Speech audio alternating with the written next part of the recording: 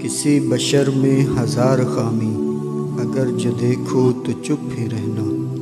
किसी बशर का जो राज पाओ या ऐब देखो तो चुप ही रहना।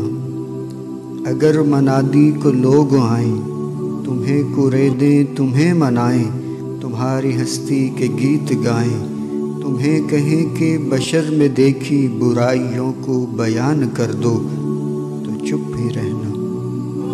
जवाज़ ये है, दलील ये है, ज़ईफ़ लम्हों के लग़ज़िशों को, हराम रिश्तों की कुर्बतों को, हमारी सारी हमाकतों को, हमारी सारी खबासतों को।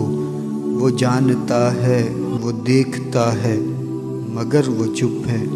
अगर वो चुप है तो मेरी मानो, वो कह रहा है कि चुप ही रहना।